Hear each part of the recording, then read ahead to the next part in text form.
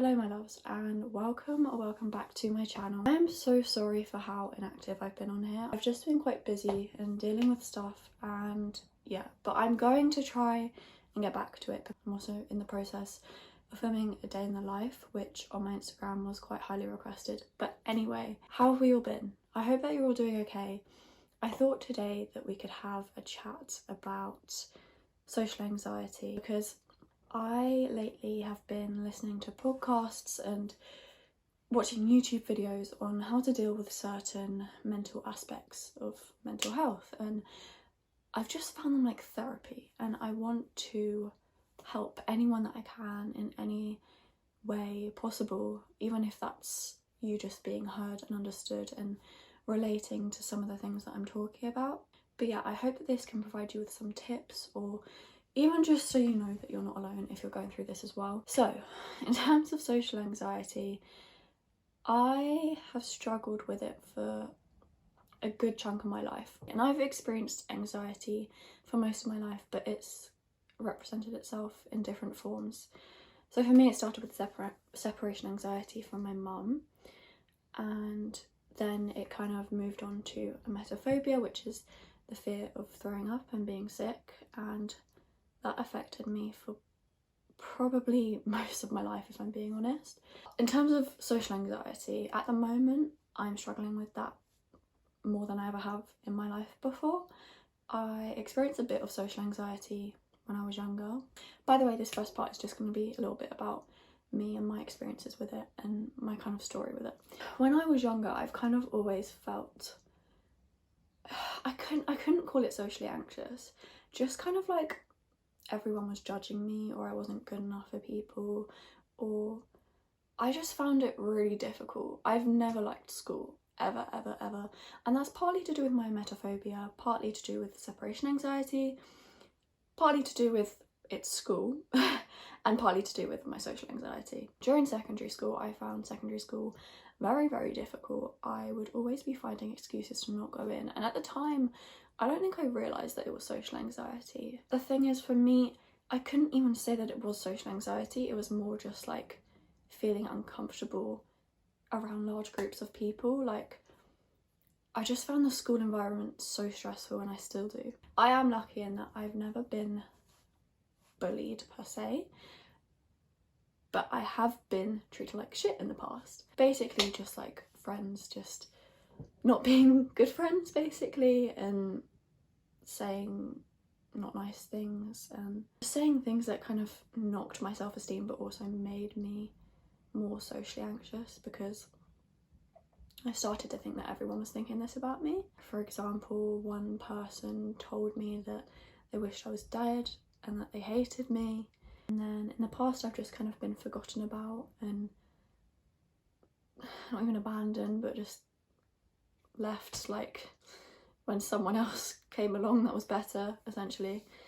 I don't know, I've had some incredible friendships, and I still do, but I've also I just think teenage girls, they're just strange sometimes. Like, there are some lovely ones out there, and I select my people very wisely, and I select them with caution nowadays. But yeah, there's just been some stuff in the past that's happened that's affected my confidence and self-esteem and social anxiety. Anyway, skipping forward now. So obviously when I was in my eating disorder, I didn't go out, I didn't have a life, I wasn't seeing anyone, and then obviously quarantine happened, and lockdown, and you know, we were just stuck inside.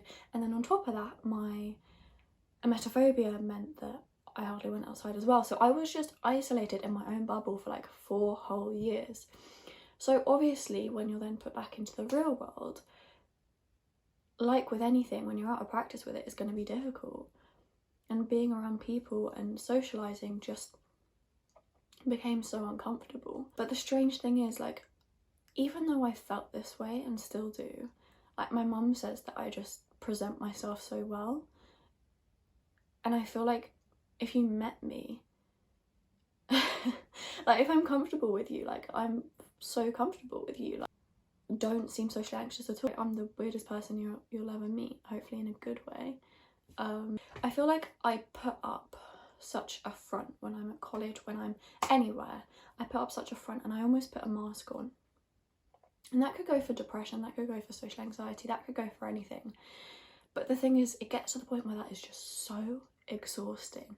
Like, constantly pretending that you're okay, constantly pretending that you're doing great. Like, and for me personally, my mum says that I just present myself well despite how I'm feeling. She says I appear so confident and appear so,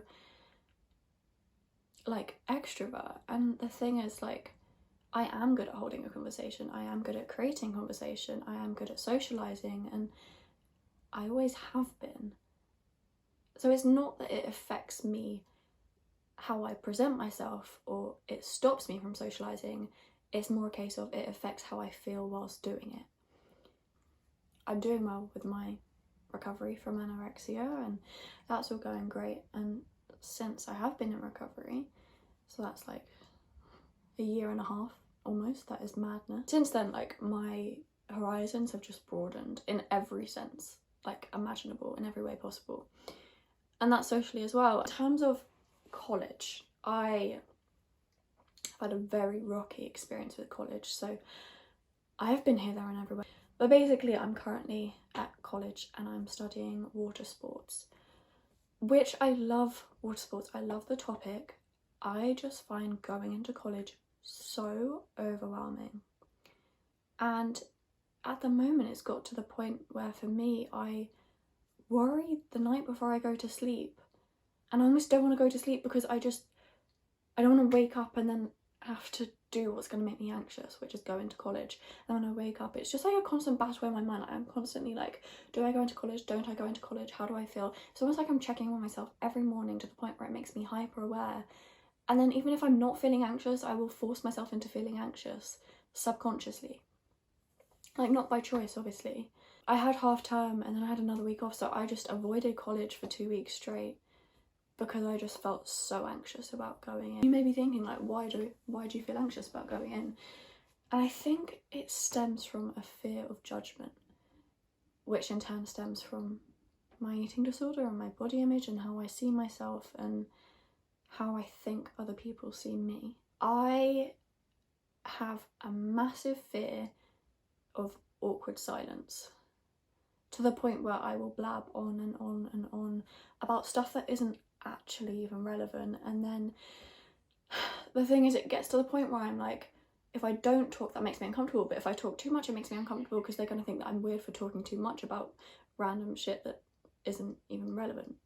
Do you know what I mean? And it just gets like so much pressure on me. Like, I put so much pressure on myself to constantly be the one talking and holding a conversation, and it just gets really exhausting, like having to talk 24/7 and constantly thinking of stuff in my brain to say. And it's not like that with everyone. Like, I have a set of people that I love so much and I feel comfortable with them, I can be my true self with them, and I'm so grateful for them. I'm just walking to college, right? My mum drives me to college, bless her. I'm learning to drive, but you know, not quite safe yet. My mum drives me to college and I struggle to get out of the car. When it pulls up to like 2 minutes away, my heart like goes like crazy, and then I struggle because I feel almost paralyzed with anxiety. I feel like I can't actually physically bring myself to get out of the car, and quite often I've just said, Mum, I can't do it, please turn around, like, I actually can't do it. And then if I am able to get myself out, like walking down towards the school gates and people walking up, I just feel so intimidated and like everyone is staring at me. And then walking through the school gates, oh my god, when there's like a load of teenagers everywhere, I feel like everyone looks at me, and it's like, I just find it so intimidating. And then I get into my class and I feel a bit of relief because it's like I'm almost safe in a way now. I've walked through the school, and I feel like all of this just sounds so silly and dramatic and just like not a big deal, but like when you have to live with it and you have to push through it, it does get exhausting, as people with social anxiety will know.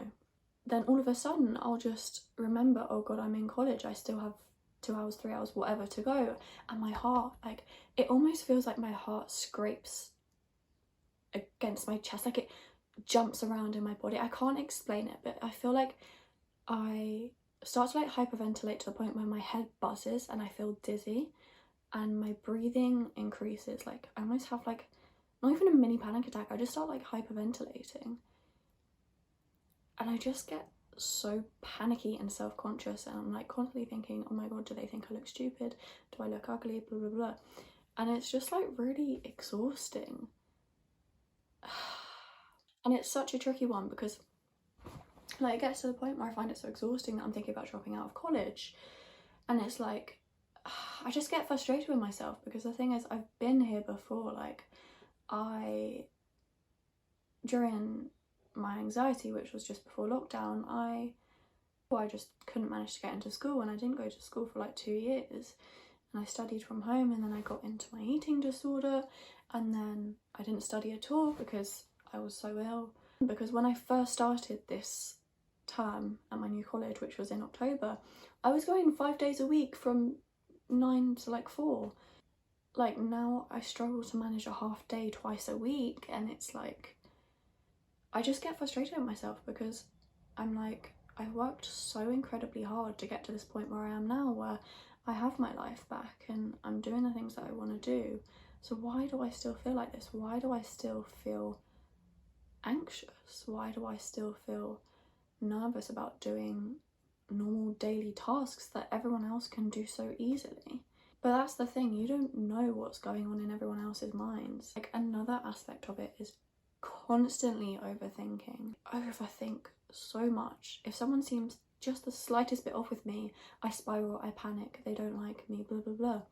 And it's just exhausting. Like I don't know why, I just overthink absolutely everything. Like it gets to a point where I overthink about if people are overthinking, and it's just like so bloody exhausting. Oh baby, he is 13 today and I love him so much.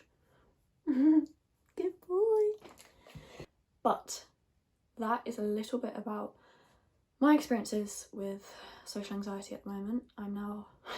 I've rambled on for so long. I'm now going to talk about my tips and how I deal with it and how I would advise you deal with it. Also, I do just want to say that by no means am I a professional or anything like that. I'm literally just speaking from my own experiences. Firstly, let's have a little chat about medication. So I take sertraline, olanzapine or sertraline, or both actually. They help with low mood, they help with anxiety, I believe. Obviously look into that. But for me, that is something that did help me a lot. And I would just like to say, super quick, this is not my whole anxiety story. There is so much more to it. This is just mainly like my social anxiety and what I'm dealing with at the moment. But anyway, I just want to say, don't be afraid to take medication. Obviously, like, do your research, but if it is recommended by a doctor, if you feel like it could benefit you, please do it. Because it has benefited me, like, recently, because my depression and stuff, I've upped my sertraline dose. Like, a part of me did feel a bit ashamed of myself because I was like, oh, great, well, I've worked hard to bring it down and now I have to take it back up again. But if that's the course that you need to take to get yourself feeling better, then obviously it's worth it. There's no point in delaying the inevitable. There's no point in like waiting for yourself to get worse before you feel you can get better. And that goes with recovery, that goes with anything. Just remember, when you're feeling socially anxious and you may think people are looking at you, anything like that, they're so concentrated on themselves, like so concentrated on themselves. You may be thinking, oh my god, do they think I look ugly? And they're probably thinking, oh my god, do they think I look ugly? Like, there's a chance that it's going through their brain as well. There's a chance it's not. There's a chance they're literally just thinking about what they're gonna have for dinner tonight. But I guarantee anything that you're feeling insecure about, anything that you feel like they're judging you for, they are not. They're just dealing with their own problems and their own brain, and chances are they're just focusing on themselves. Humans are conscious beings, and we're not constantly looking into everything that another human does. We're not looking how they position their hands or their tone of voice or blah blah blah. Like, we don't pick up on those things. And anything that you may feel embarrassed for or insecure about, no one notices it. Like, I swear no one notices it. In terms of reaching out for help, there are forms of help out there. Obviously therapy. There's lots of different ways that you can tackle anxiety of any kind. CBT is one that's used a lot, which is cognitive behavioural therapy, I think. And there's another one as well, which is like Oh, exposure therapy, which I've also done. And both have been really helpful. So exposure therapy is essentially where you build it up. For example, I don't know why I use this metaphor so much. Say you have a fear of the ocean. I don't know why I use it so much because I do not have a fear of the ocean in any way, shape or form. Say you have a fear of the ocean. Maybe you start by just going to the beach and sitting near the sea. Next time, maybe you dip a toe in. Next time, you paddle. Next time, you go up to your waist. Next time, maybe you take the plunge and you swim. And then you end up going underwater. And basically, essentially, so you build it up so that the anxiety gets less and less and your brain associates it with a positive thing and not a negative. And obviously, that could work within social situations as well.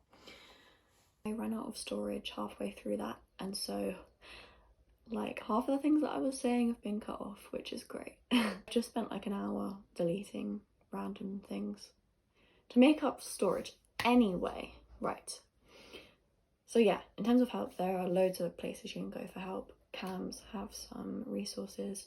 Mind, obviously the NHS, a service called Be OK, which I'm going to be starting with soon because I will no longer be with feds because I'm turning 18 soon. Please just reach out for help. Like, even just talk to a friend or a parent if that's what you feel comfortable with to do first, just to get it off your chest, because I promise it helps to get an outsider perspective and just get it off your chest.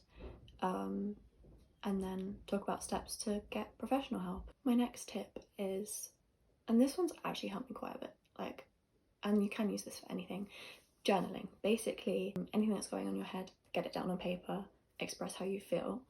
However, there is a certain technique for journaling that helps with social anxiety. So say, for example, you go to college, someone seems a bit off, one of your friends seems a bit off.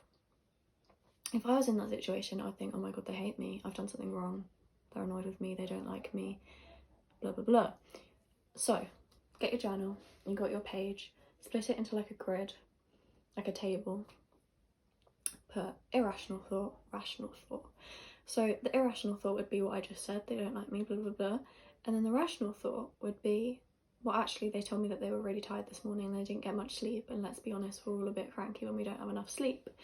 And we have a very honest and open friendship, and if something was the matter, she would tell me.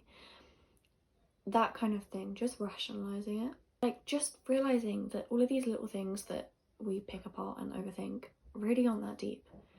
And they don't even realize that they're doing it. Like, it's because that's how not deep it is. You can use that with recovery as well. Like, say your brain, like you just challenged a fear food and your brain's telling you, oh my god, that was so unhealthy. You can rationalize it and say, no food is unhealthy or healthy, and nothing is more unhealthy than an eating disorder. Do you see what I mean? Like, that kind of thing. That can literally be used for multiple social situations that you come across during your day that you find yourself overthinking about at the end of the day. And it's just good to get it on paper and rationalize those thoughts, because 99.9% of the time they are irrational. Say that you feel embarrassed about something. It could be maybe you tripped over in front of your friends, or maybe it's deeper than that. If one of my friends tripped over in front of me, would I care? Would it make me like them less? Because ultimately, social anxiety is a fear that stems from being seen as something. It could be weird, it could be annoying, it could be literally anything. And then say you are seen as weird, what would that mean? Our mind tells us, well, that would mean that we'd be alone. But like, say my friend fell over and she was so embarrassed about it, I wouldn't see her in a different way. I wouldn't be like, oh my god, you're so weird, you're so embarrassing, you're so annoying, like, I don't want to be friends with you. Like, no, of course I wouldn't be like that. So anything that you're thinking in your head that your friends, whoever, is thinking about you, they are not thinking it. It just is not that deep. Like, everyone with social anxiety feels like they're being judged, or like if they make a mistake or do something slightly silly or say the wrong thing, or if they talk too much, don't talk enough, talk too loudly, said a word in the wrong way, blah blah blah, literally anything that like they're going to be seen and like perceived in a way that they don't want to be. It's not about any mistakes that you make in social situations. It's about who you truly are as a person. And if you believe that you are a good person, you treat people with kindness, then ultimately that is what other people see as well. They won't see you for your mistakes, or because you weirdly said a word, or because one time you came in and one person commented that they didn't like your outfit. I'm giving the most random, bizarre examples here, but it just is not that deep. And it's difficult because I think it's important to challenge yourself. And I think, and this is in terms of exposure therapy, you know, you can go into college and spend the whole day there and purposely push yourself out of your comfort zone. And for me, say if I went into the canteen, that is super anxiety provoking, and just realise that nothing bad actually happened. Say you were sitting in the canteen and you saw someone come in, you're not going to hyperfixate on them. You're not going to be like, oh my god, why are they walking like that? Do you know what I mean? It's just like everyone is in their own bubble and no one actually cares about one person out of the whole population in the world. They are not hyperfixating on everything you're doing as much as you are. So I think it's important to challenge yourself in that sense, but equally surround yourself with people that make you feel good about yourself, just to get comfortable with socializing again, and then you can push yourself out of your comfort zone. And it's so difficult because at the end of the day, like, only you can fight what's going on up here. Because at the end of the day, with any mental disorder, your brain is lying to you, whether it's an eating disorder, whether it's depression, whether it's social anxiety, anything. I just want you to remember that your brain is lying to you. If you have an eating disorder and your brain tells you you're fat, no, you're not. You have body dysmorphia and you have an eating disorder, and reality is being morphed. Say you have depression, your brain tells you life isn't worth living. It may feel like that at the moment, but that is not the case. Say you have a metaphobia, your brain tells you every single day that you're going to be sick that evening. And when does it actually happen? And social anxiety, your brain tells you that everyone is judging you. But if that's the case, why are people still around you? Why are you still loved? Why do you still have friends? Whether you have tons of friends or a few good friends or just one good friend, you still have people around you. So you've got to be doing something right. But in terms of distracting yourself when you're feeling like that, I think just remind yourself that, like, you're going to be out of that situation soon. Like, that's just how you're feeling currently. It's not going to be forever. And the only way to get through it is by sticking it out and going through it. Say there's a herd of animals and a storm is coming. They go straight through it. They don't run away in the other direction like humans do. They go straight through it because they know that the storm will be over quicker. Whereas as humans, we just run away from it constantly. And then it's just making the fear of it last longer, and it's just antagonizing. And again, that goes with literally anything, from breakups to anything. So what I'm saying is, feel the fear and the anxiety, because that is the only way to get comfortable with it. Get comfortable with feeling uncomfortable, because that's the only way to stop yourself from feeling uncomfortable. I don't know if that makes sense. And I think it's important to, like, have things that you can think of, like, in your head, like a safe space. And think of future goals as well. Like, think, say you have anxiety around going on first dates.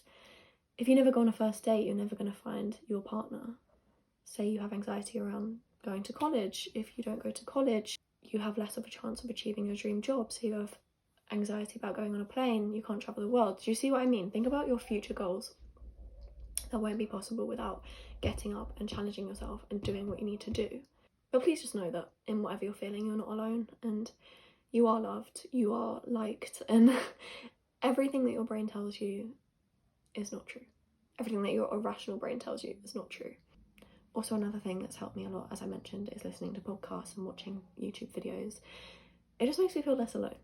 And the last thing that I want to say is, when you're in a social situation and you're having a conversation with someone, it can be so easy to zone out. One, from the anxiety, and two, because you're overthinking everything that you're saying, how you look, you're overthinking about what they're saying to you, anything, right? Your brain gets so loud, so busy, you're like, oh my god, they're going to stop talking a second and I need to fill that gap, I need to blah, blah, blah, blah, blah.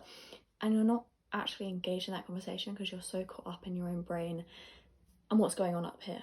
Try to be as present in the moment as you can be. Try to pay attention to what they're saying. Not only will that make you feel more engaged in the conversation, but also distract you. Like a distraction from how you're feeling inside. I don't know if that makes sense, but thank you so much for watching this video. I hope that you found it helpful in some way, or comforting, or anything. And yeah, you're not alone in how you're feeling. Please reach out for help, and I'm sending you all so much love. It is possible to overcome this.